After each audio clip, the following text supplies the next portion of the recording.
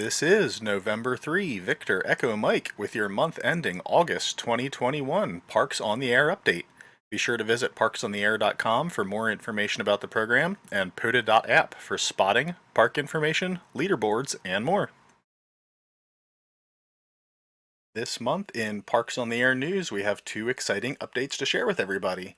First, we are excited to announce that we have recently added over 1,000 parks to the Parks on the Air system.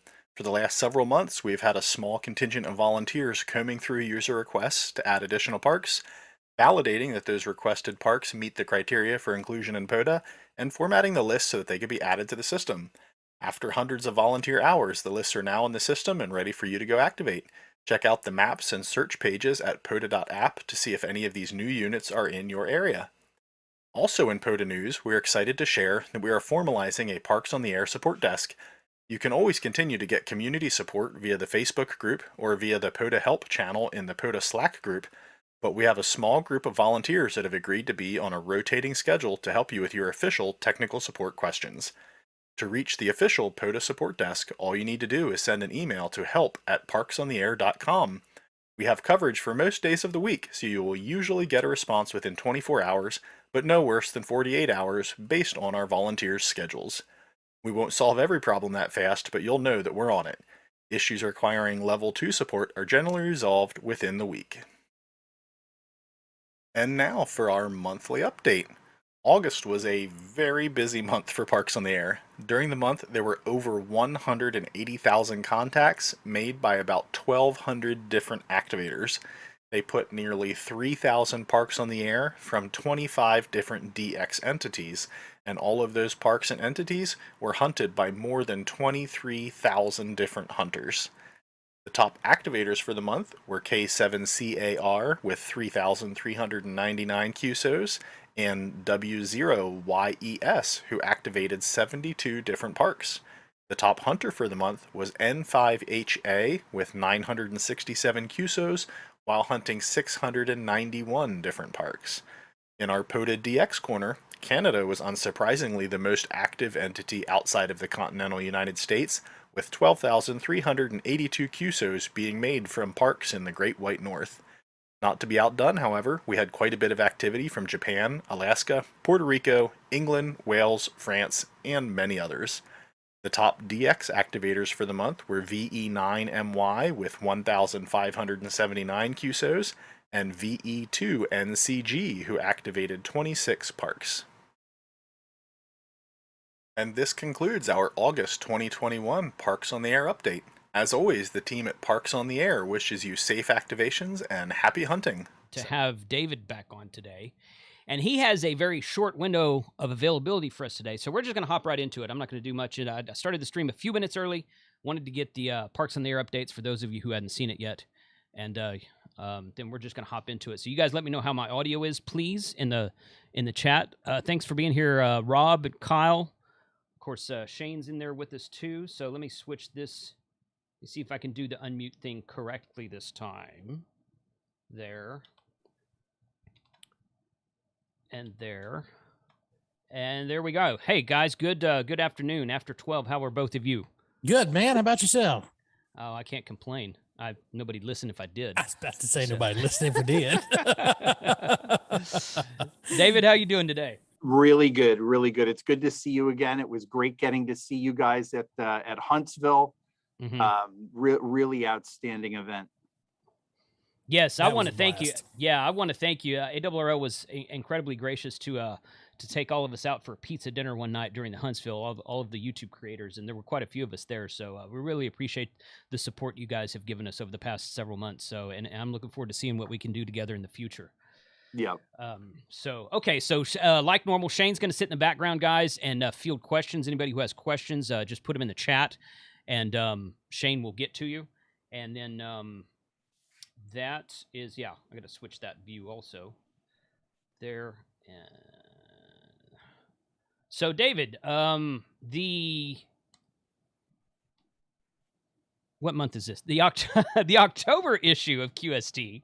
Yep.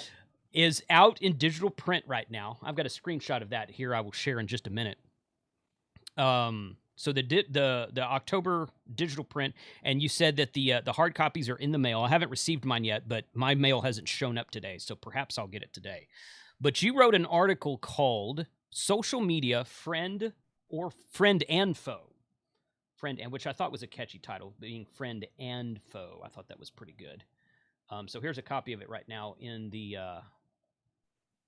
screenshot there. So anybody who has a subscription to QST or is an ARRL member, you can go to I just Googled QST and ARRL.org or .net, whichever one it is, /QST.org. Okay, ARRL.org/QST, and you can click on here. It says click here for the latest issue, and you can go through and read pretty much everything that's in the chat right now, or in the article right now, but the hard copies are in the mail. So I thought this was a great article, and it was written from a perspective of someone who's not a YouTuber and who's not.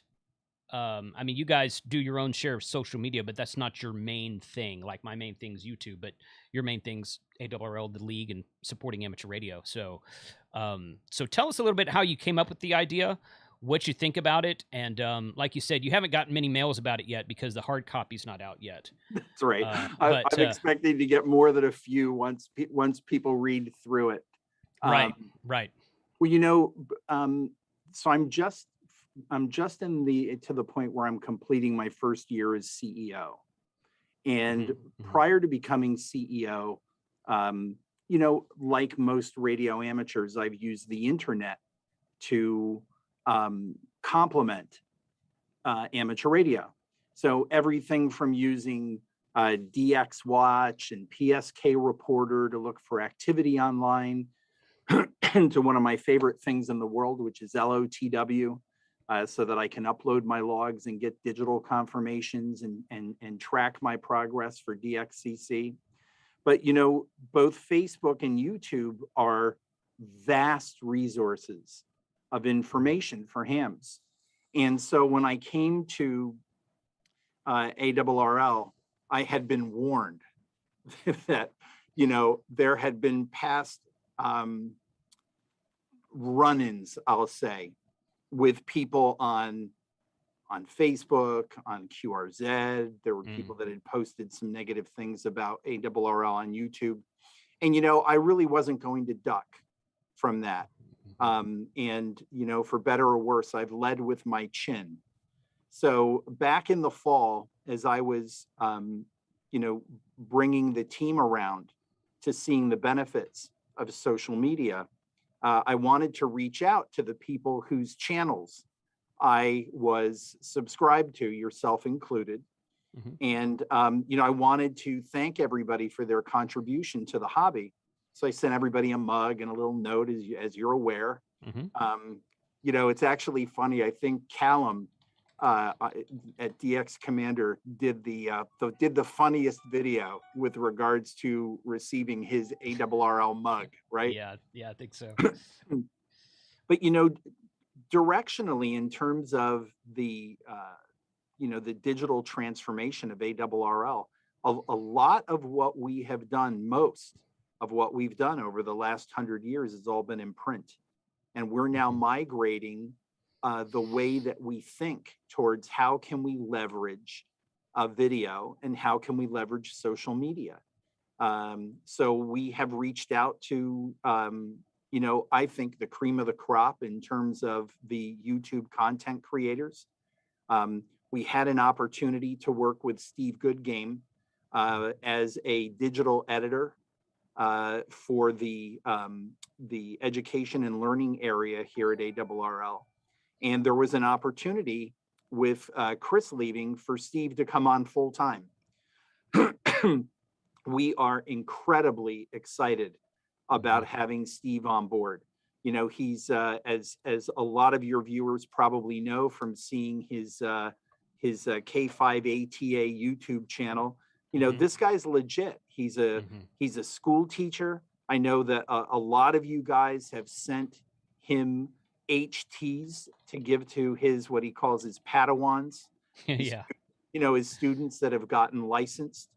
But he's bringing a whole nother perspective not just to the way that we look at digitizing our educational and learning assets, but also how do we engage youth?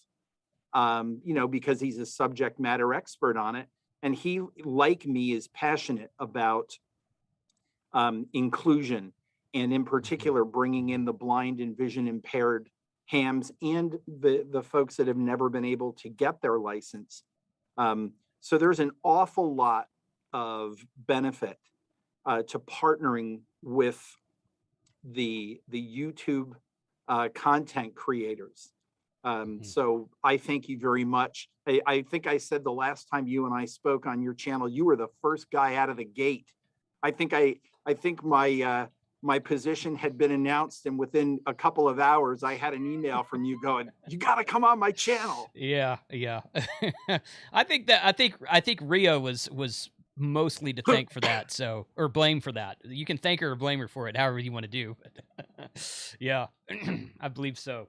Yeah, no, Ria's great. You know, she's a very active director. She's out there with her own YouTube engagement. So yeah, I'll in this case, I'll blame her. Okay. Yeah, she's good. So, well, great. I mean, you know what? I think that I mean, you know, in a nutshell, we don't have the whole hour today like we normally do. So I'm going to hit some high points, but in a nutshell, I really liked what you said about wanting to use it more, which your predecessor said that too. And while I have nothing against the gentleman, I didn't see much of that going on as much as I do from you. Of course, he wasn't there very long, but the points you made about trying to expand in certain areas, even with the negative comments that come in, I think is on par. Myself and all the other YouTubers, we have a private Discord channel on one of the servers that we talk to each other constantly, and we try to be as supportive of each other as we can, because there's a lot of negative comments out there from well, all over the place, really.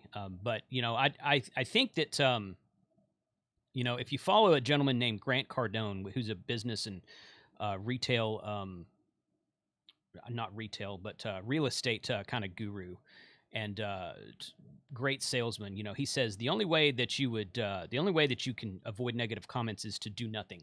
To do nothing, say nothing, and be nothing. He goes, if people don't hate what you're doing, people don't know what you're doing. So that's kind of the philosophy I live by, and that was kind of what I've gathered from reading. I kind of read between the lines. That's kind of what I assumed from your article, but I'd like to hear your specific thoughts on that too, if you don't mind. Sure. So actually, I gave a keynote address on Saturday night at the W9DXCC convention. Great convention. Ray was there from ICOM, supporting the group, and I think they had a great event. But the way that I described it to them was, if I can get a little bit technical for a minute. Sure.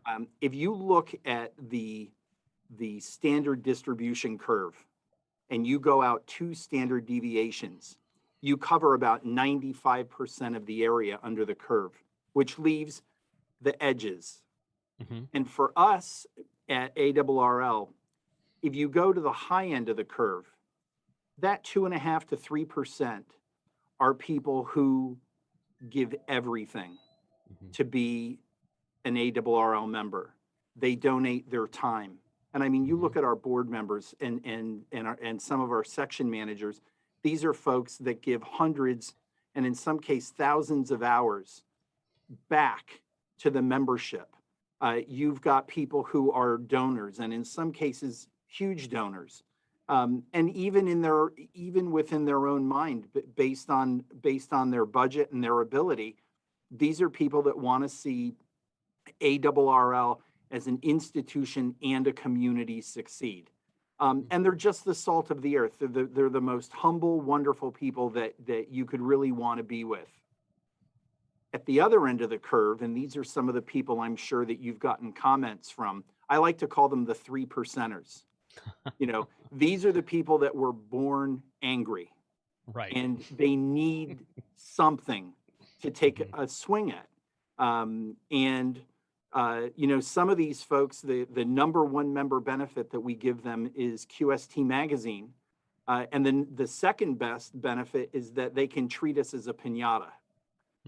You know, they go on Mhm. QRZ, they go on their own groups, and they take out their bat and they swing. Mhm. And as I tried to say in the article, you know, in a lot of cases, what they're upset about isn't even true.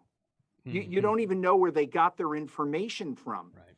Yeah. We've got people that love to post incomplete information for you to fill in the hole to say, oh, that happened. It must be the end of the universe. And it's like, no, actually, that's an opportunity. Here's the rest of the story. And people Right. go, oh, wow, that's awesome. Yeah. But but it takes a tremendous amount of energy to be able to engage with that group.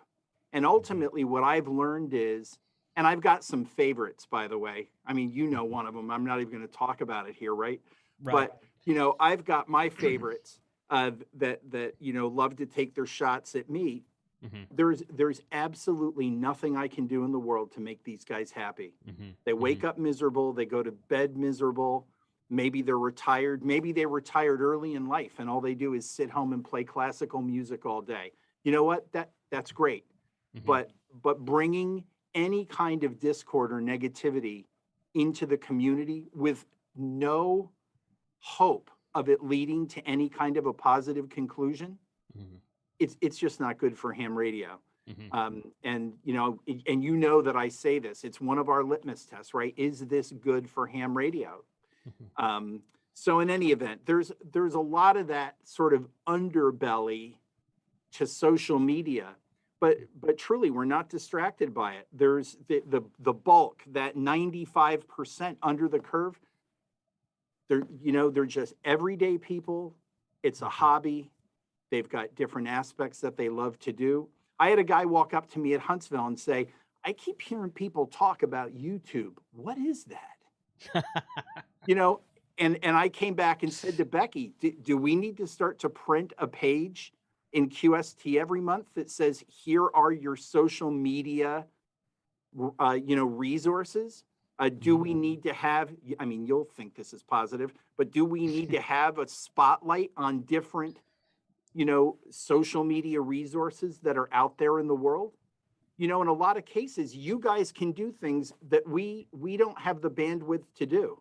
Mhm. You know, if you Mhm. decide that you want to drop $300 on a new HT, unbox the thing and review it, you do it. Mhm. For us, we have a process. There's a lot of product that goes into our product review funnel, you know, and we do a very, very deep dive for the most part. Um, so we can't fill that niche.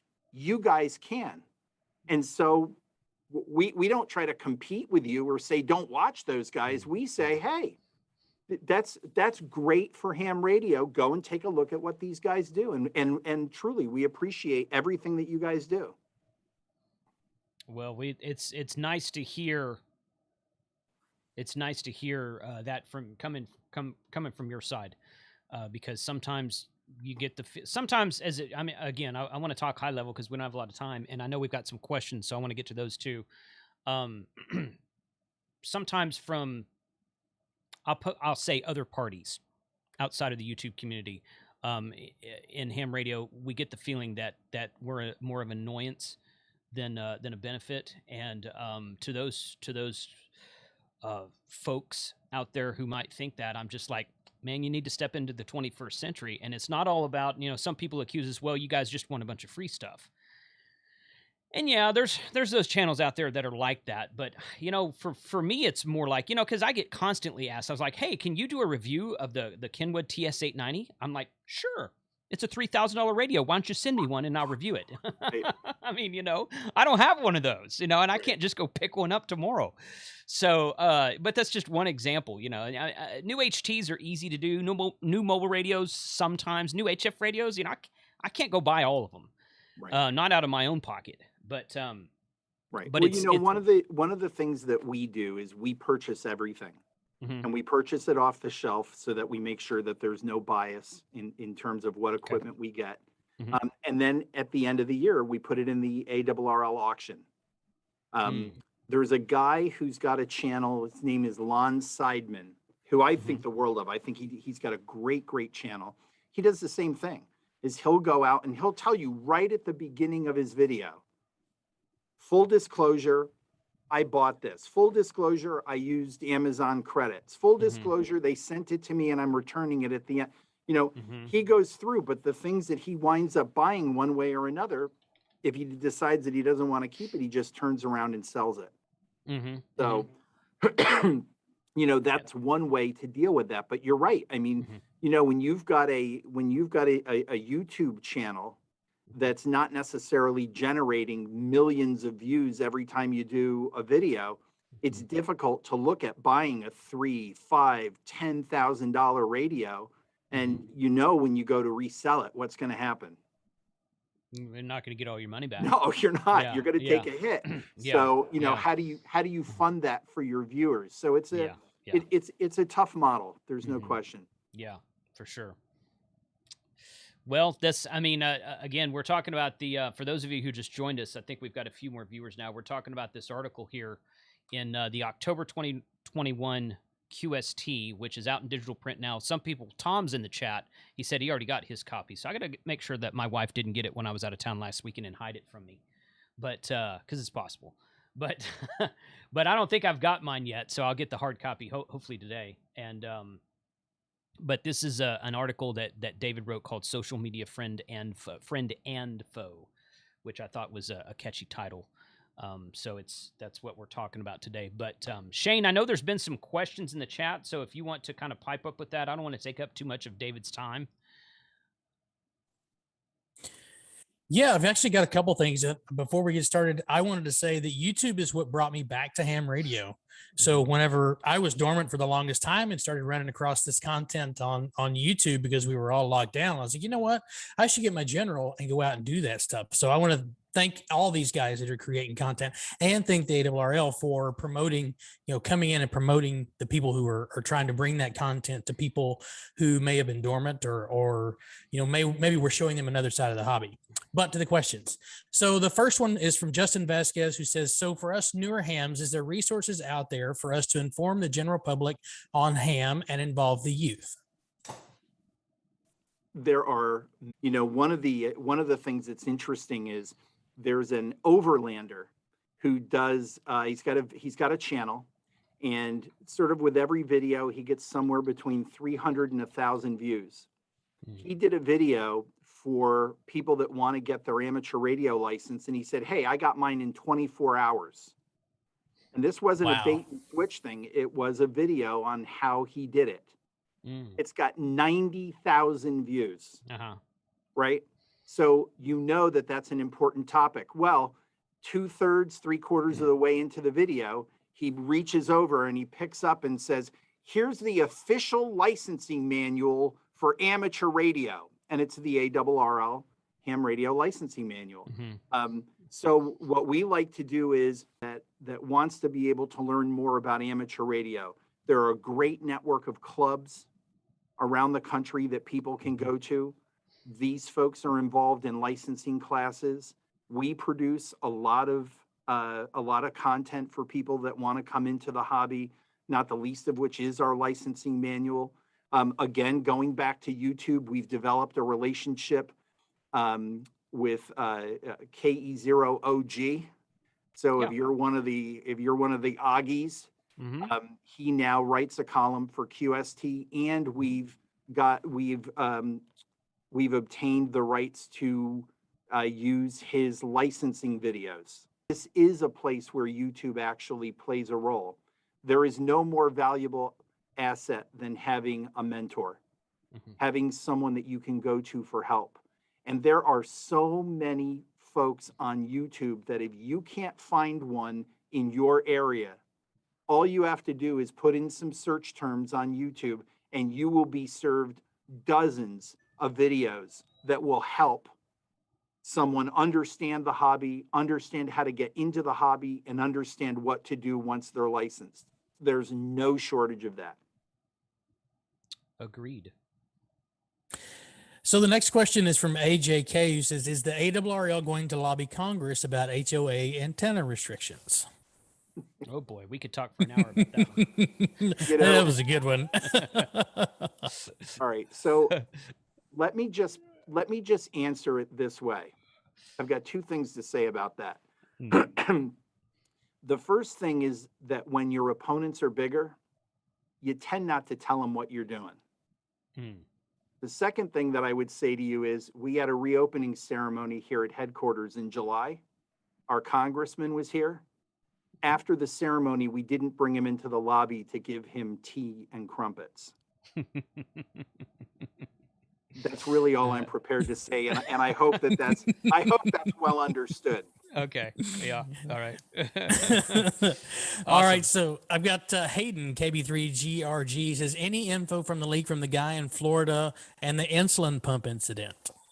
You know. Okay. Yeah, I asked No, David it's hard if he wanted. I know there's a lot of people watching. Yeah. So I have to be careful what I say. So I asked David if he wanted to come on and talk about that specific topic, and he refrained from wanting to, which is fine. But I mean, can I say it this way? Rhea did a video on that. Go watch Rhea's video. Yeah, Can we say that? She did a video on that, and ultimately, when you peel away the onion skin to get to the heart of the matter, this is really about a couple of neighbors that don't see eye to eye on the value of ham radio antennas in their neighborhood. That's all it is. So yeah, good deal. All right, I got Andrew, and I'm going to try not to butcher your last name. I believe it's Furtek. Is the ARRL open for tours yet, and or operate in the W1AW shack? And the answer is yes, we are. So what I would say to you is that COVID is still a problem. However, we have engaged our employees with regards to understanding who is vaccinated, and I think we're at 90%. We have a few people that, for health reasons, were advised not to get vaccinated. So we have folks here that still have concerns. They wear masks. If they meet with you, they want you to wear a mask. So what we've done is we've said, if you want to come to headquarters or W1AW, you wear a mask. The only part of headquarters that's open for guests is the lobby. We have totally curated the lobby into what looks like an amazing ARRL store and a really well curated historical area. And I'm a little bit of a rig fanatic. So when we went through to decide what radios went in the lobby, I'll just say my fingerprints are all over the design of what got picked to go there. That's good. But it's really great. You know, a very, very good friend of mine came up from North Carolina yesterday, actually. I had dinner with him on Monday night. And yesterday he got to operate a couple of hours from W1AW. When he came over to my office to say goodbye, he was effervescent. He said the pileups were insane. He just loved hearing from people saying, you know, all my ham career, I've never worked W1AW. Thanks for the contact. So yeah, it's open and we would welcome you back. I got to schedule a trip up there. I was in Connecticut last April, and it was not open. No, it's a little early. But Jason, that's on my bucket list. So let me know when you go. Yeah, for sure. I have one final question from Don N5SKT. Says, was there things about becoming the CEO that surprised you? Yes. I'm sorry. Was that something more than a yes? No Asked and question? answered. Asked and answered. No, let me just sort of take you through the bullet points, because I actually do want my next column to be sort of a 1-year update. So I'll just rattle off a few things. The first one was that I was very surprised about headquarters. There's a lot more women that work here than I thought were at headquarters. So for a male-dominated hobby, it's astonishing how many fantastic women we have working here at headquarters. The other thing is, I guess I'm just naive. I expected there to be like crowds outside the parking lot waiting to descend on W1AW, and you know, it's to me, it's always sort of been the mecca of ham radio. there's not there. It just seems to me there's not a whole lot of ham activity around headquarters, and compared to say 30, 40 years ago, there's not nearly as many active hams as there was. I came in fact, this was something that I said Saturday night. Any member that hears someone using the word transparency should replace it with the word nonsense. I came in here expecting there to be some skull and bones and, initiation I was going to have to go through to get the secret keys to all these underground caves of knowledge and, some kind of Gregorian chants going into the boardroom or something. Let me tell you something. It's just utter nonsense. The ARRL has total transparency. I have people that have complained about the way that our board minutes read. I was at the board meetings. I've read the minutes. They pretty much reflect what how the meetings go. I saw somebody say something along the lines of, if the board is that stupid, I can see why they wouldn't want live streaming. ARRL is a company. This was not a surprise to me. ARRL is a corporation, and we have responsibilities. There are subjects like the HOA and legislation, like discussions that we're having with the FCC, like staff discussions and organizational discussions. These are things that are never going to be live streamed. And if you think that, ARRL should have C-SPAN, take a step back and look at what the government puts on C-SPAN. It's a joke. I'm sorry, you're not going to get into the Situation Room under the White House to hear what we're doing in the Middle East just because you're an American citizen and you want to hear about it. Sorry. And it's the same thing with ARRL. Unfortunately, there are some corporate issues that we will have to talk about that are not going to be live streamed. So, but anyway, those are some of the surprises. The other, I'd say the last, two more surprises. One was this job is so many more hours than was ever communicated to me. My wife and I are going away for just a short weekend away.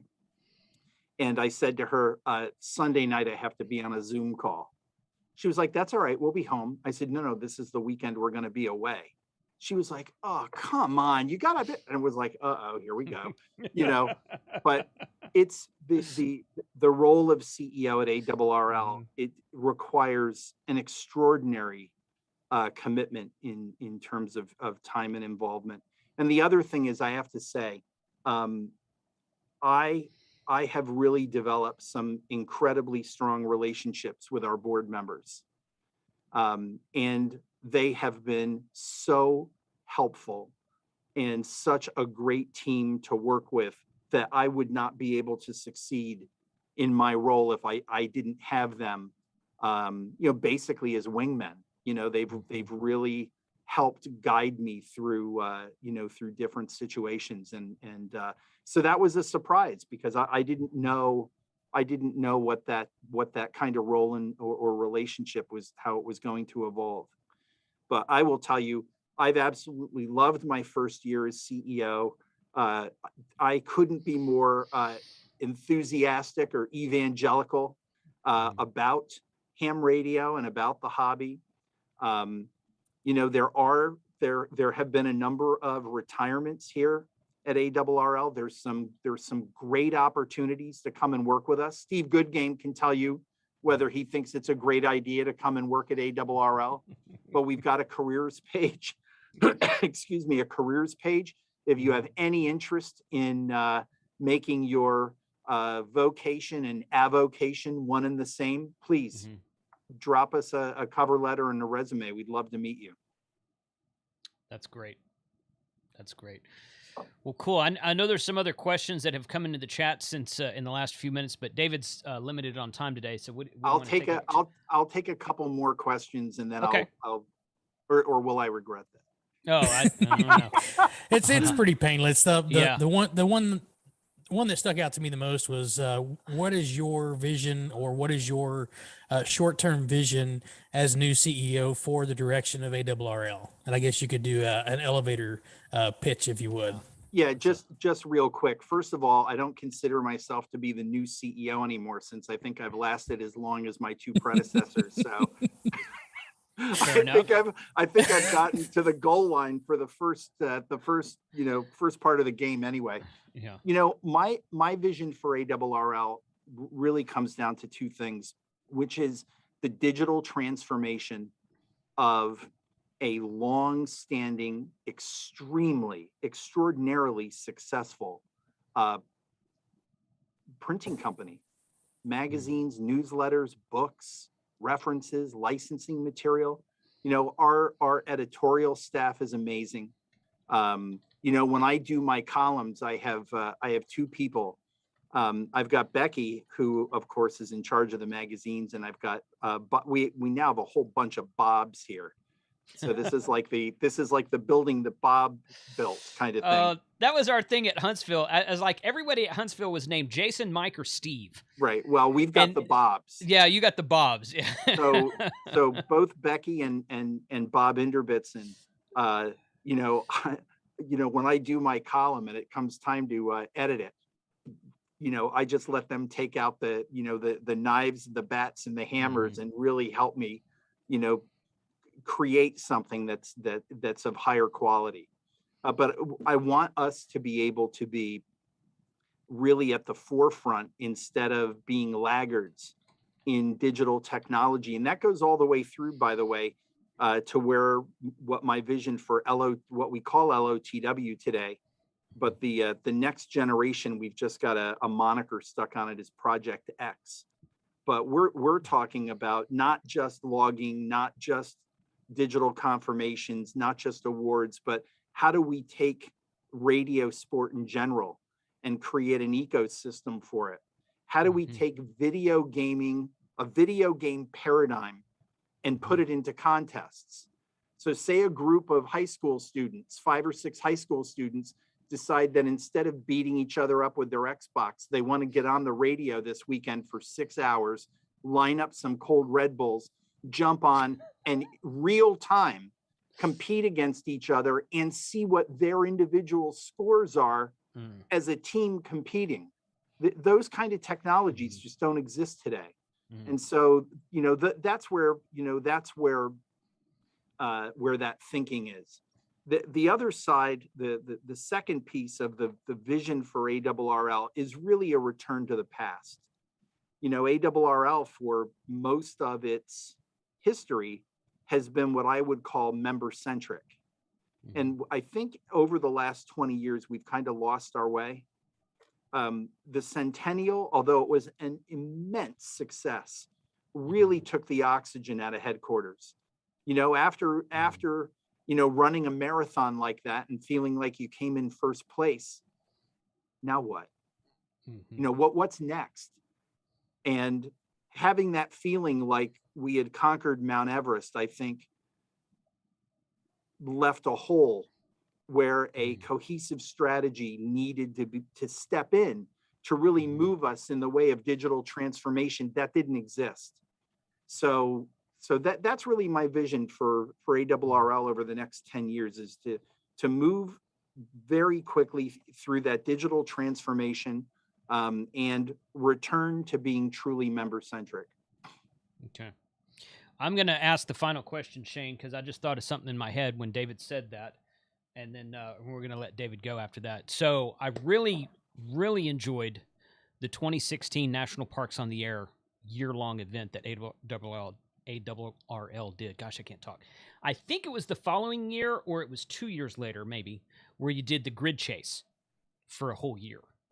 Do you have anything like that planned, a year-long contest, special event, whatever you want to call it, type thing upcoming?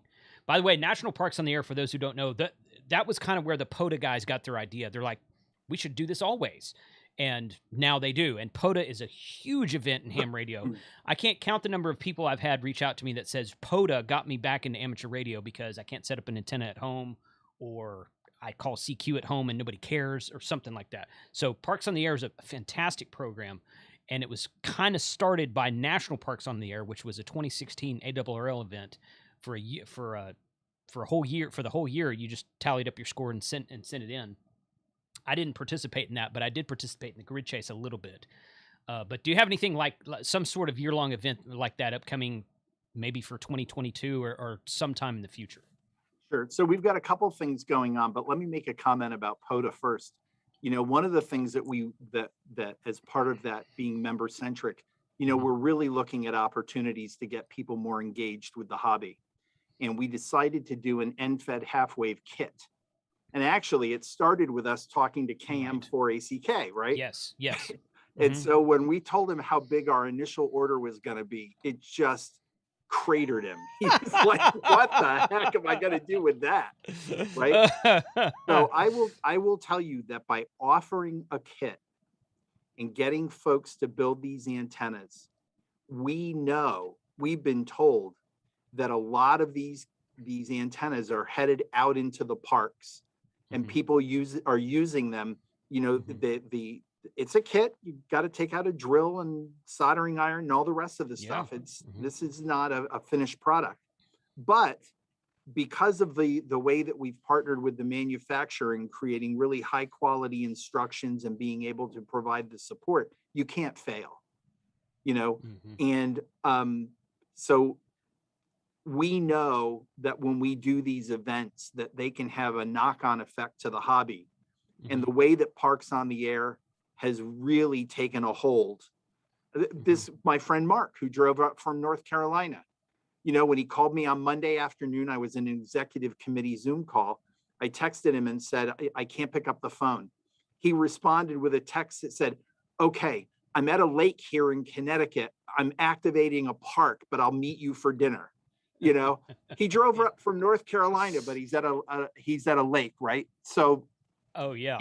So in any event, we understand, we recognize the nature of those things. So I mentioned Bob Enderbitson before. Bob is responsible for our collegiate initiative, and we have a really fabulous relationship with college students, and they're just amazing. You know, one of the things that I said Saturday night is these guys have no bandwidth for BS. You know, they get on their calls, they've got an agenda, they know what they want to do, they know what they want to accomplish, they've got projects, they've got activities, maybe there's a little schmoozing and they're off, right? And off they go. Well, Bob has worked out a colleges on the air event. Really? And the colleges are going to be the chased. So folks are going to have to look for these college stations. And in any event, we think it's going to be a fun event, and it'll give the college students some some activity and some continuity, you know, to their ham radio activities. The other thing that we're doing, you know, there's been a lot of buzz around the 100th anniversary of the transatlantic. It's really it was an event of receiving, not transceiving. So there were signals that were received in Scotland from US stations, and there's a whole history to it. But in any event, we have a so we're at the 100th anniversary of that. There'll be some activities this year related to that, and there'll be just in December to celebrate the anniversary. But next year, there's going to be a longer activity surrounding that. So look for the announcement on that. So there's a couple things that are coming. Good. Well, David, this has been great. I've got a lot of really positive comments in the chat. So thank you for your time today. Let's get you back on later and talk about both of those events that you just mentioned in greater detail when the time gets closer. Sure. I will tell you, there's no shortage. I could sit here for 4 hours and talk about everything that's going on at ARRL. Okay. What I would say to folks that are watching the video, if you're not a member, take a look we represent amateur radio broadly. Mm-hmm. When you look, just for a quick comparison, when you look at AOPA, which represents aircraft owners and pilots in the US, there's about 700,000 certificated pilots. About half of them are AOPA members. There's about 800,000 licensed hams in this country. Mm-hmm. We have way less than half that are ARRL members. And I think the difference is that in the pilot community, they just get it. They understand that the real value of having AOPA is what it does for the hobby. We do the same thing. There's an awful lot of stuff that goes on that is not necessarily on some kind of a member benefit list or a free book when you renew or whatever else. And I would just say, if you're not a member, please take a couple of minutes and take a look at what we do to support your hobby. And the other thing that I would ask as a personal favor is, if you are an ARRL member, get a little evangelical about the hobby, where it's going. There's a tremendous uptick in on the air activity, in particular with regards to FT8. I mean, it's just insane how many logs we get that are loaded with FT8 contacts. But get a little evangelical about it, and maybe recruit someone to either join ARRL or come back to ARRL. There's a lot of good stuff going on, and the bigger the better in terms of our community and how we can work together on making the hobby a better place. So thank you guys. Thanks for having me. You guys are awesome. Keep doing what you're doing. And Jason, we'll figure out another time to talk ham stuff. Yeah, ham stuff. So yeah, there's Steve KO4 AFL's in the chat. He's like, we need to schedule a time to get a YouTuber's conglomerated trip to go up to W1AW, and I'm like, you put that together and I'll join. You guys have to come up to W1AW, and I expect to see you guys at the national convention in Orlando. Hamcation? Yes. Oh yeah. Oh yeah. I was in Orlando in February. Yeah. I mean, where else are you going to go? Yeah, exactly. Yeah. Yeah. No, I'll definitely be someplace where it's not cold. Right. Exactly. Right. Yeah. Exactly. Yeah. So for sure.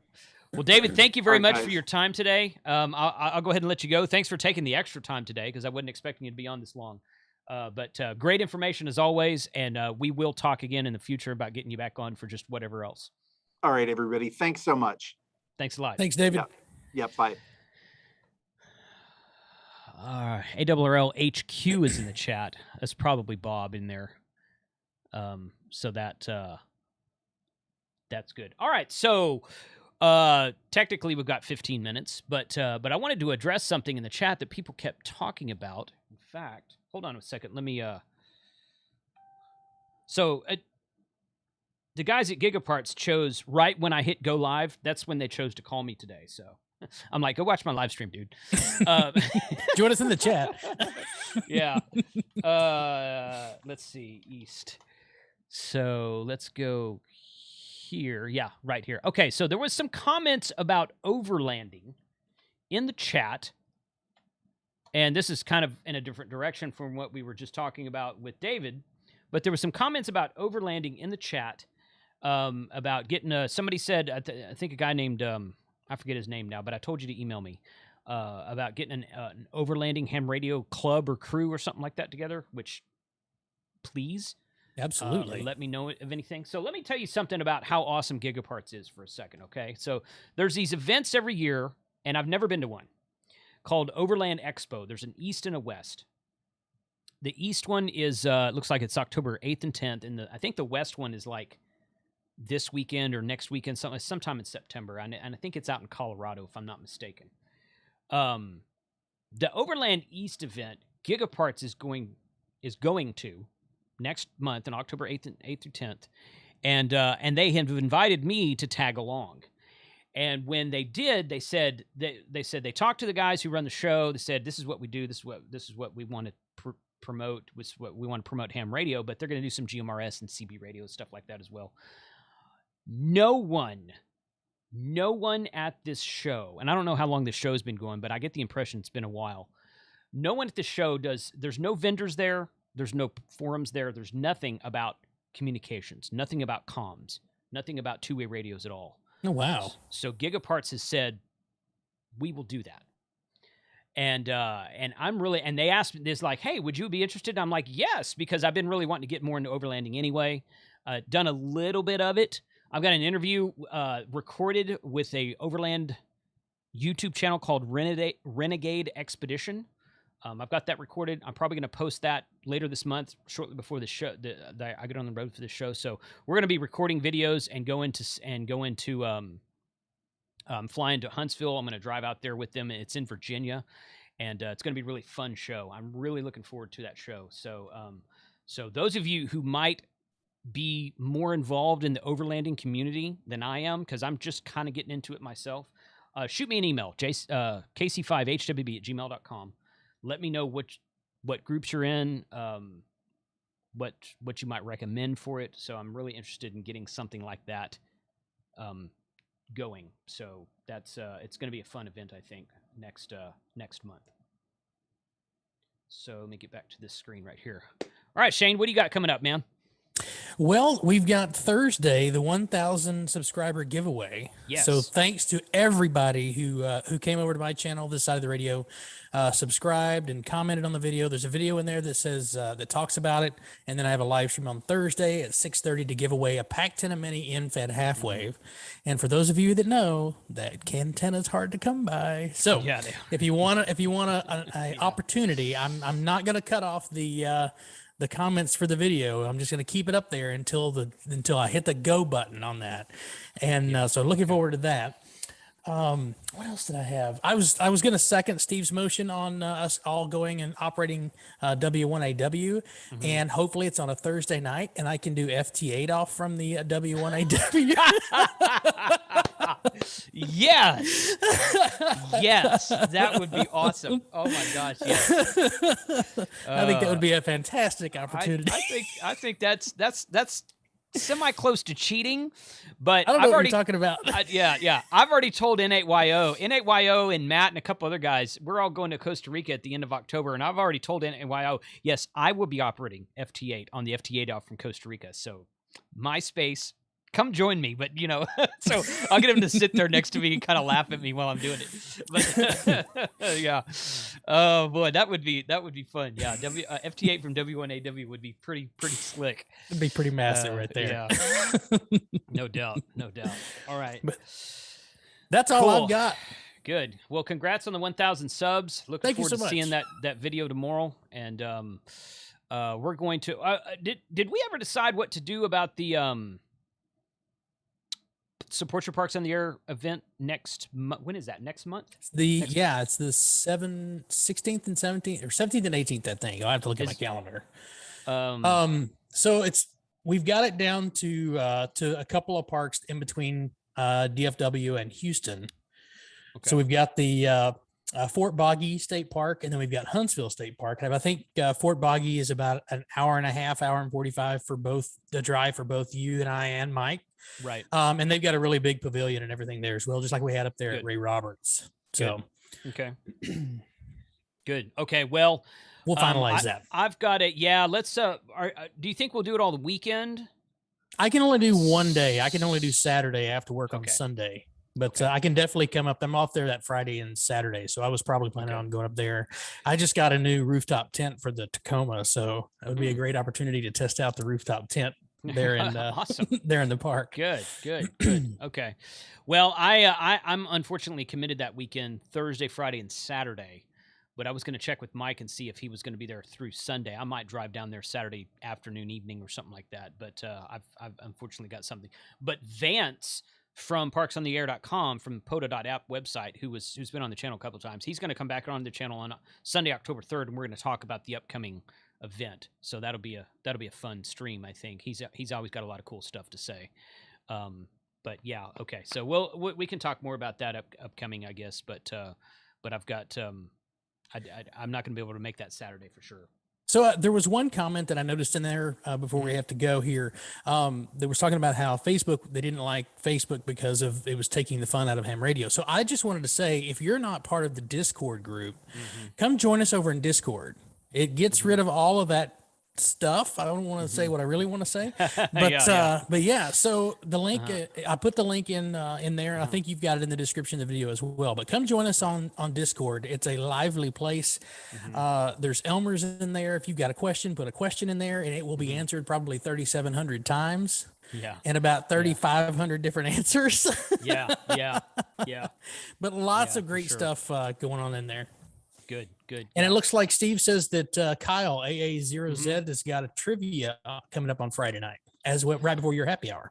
Correct. Yeah. So usually we do the happy hour I did a special edition of the happy hour on Labor Day. But generally speaking, we do the happy hour on the second Friday of the month. Last Friday, I was in California for the soda trip with K6ARK, NJ7V, Frank, a couple other guys. Chuck was there.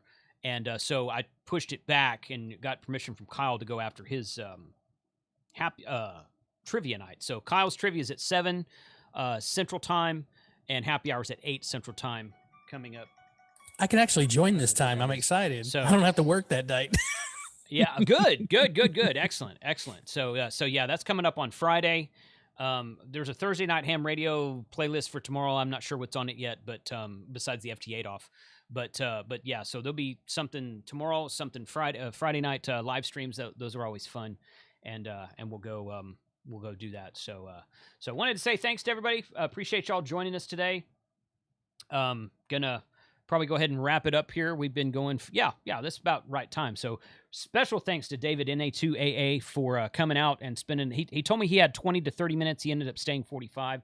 So that was really good to get information out of him. You guys let us know in the comments below, you Team Replay guys, put a comment in the description of the video, or put a comment below in the video to let us know what kind of topics and discussions would you like to see specifically about the ARRL in upcoming episodes, because David and I are already talking about one or two other things, and happy to see what the audience wants to hear. So I'll say 73 to all.